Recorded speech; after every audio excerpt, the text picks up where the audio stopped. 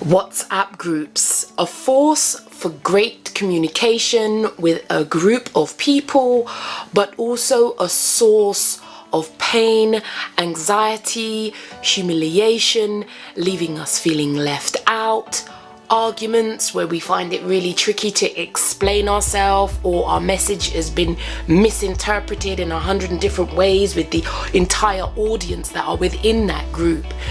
WhatsApp groups can also evoke a fear of missing out, and we can also have anxiety about leaving. We also know that the data can also clog up our phone, and also people can send inappropriate material that also can end up in your phone, and we have to be careful about that. And there are things that we can do in the settings to assist with that.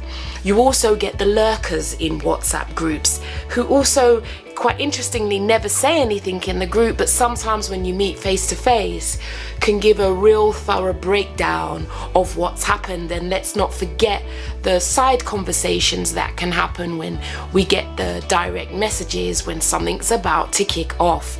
In this series, I'm going to talk about 5 self-care strategies that can assist you in keeping safe in WhatsApp groups. Now, if you don't know me, then you need to know that I'm Keeley, a psychotherapist that is passionate about helping people to know their worth. To get my videos on YouTube, please do subscribe, and don't forget, hit that notification bell. Now, WhatsApp groups can be a force for great communication.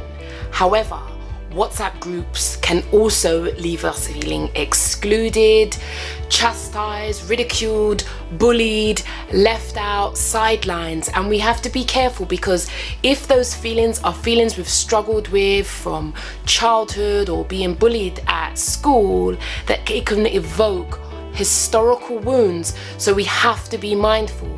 And in this video, I'm going to give you my 5 self-care strategies for dealing with WhatsApp. Firstly, you can mute the group. How long you do that for is up to you, but it is one tactic. Second tip is that it might need terms and conditions and guidelines.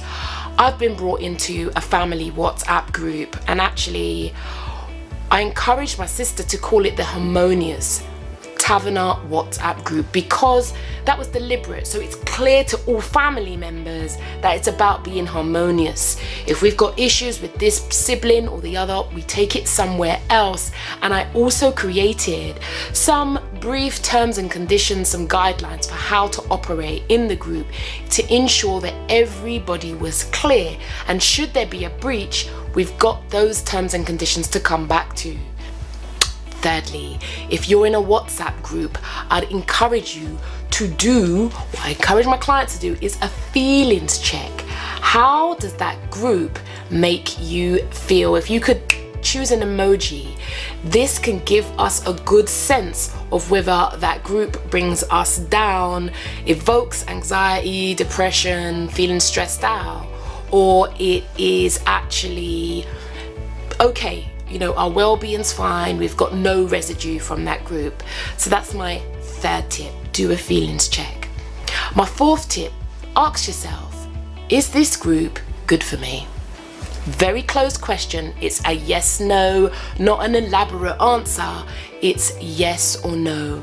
If the answer is this group is not good for me, if the answer is no, then that takes you to my 5th tip. Leave the group. Keeley, that's easier said than done. I know that, but leaving the group is always an option. Now, that takes us into the other realm of, what do I say? Do I explain? Do I not explain? Well, 1, you could eject yourself from the group, just like that, no explanation. But if you're someone who tends to over-explain yourself, you need to be careful here. My encouragement to you is that you may choose to say, I'm leaving the group because I'm trying to work towards this goal, and actually I get distracted by the group, so I'm deciding to leave. That's it. job done. No paragraphs, just 3 sentences. Or if you want to, you could choose to do it in a video or leave a voice note. That is one tactic that you can use to exit a group. I know that this brings up a whole raft of emotions and feelings for people, but sometimes we need to realize we have the right to make a decision, and sometimes it's as easy as making the decision and then choosing to act upon it. Now, if you'd like to see my 5 tips on using the settings to help you look after yourself while using WhatsApp, then look out for that video in your inbox tomorrow. Remember, do take care of you, because if you don't, who will?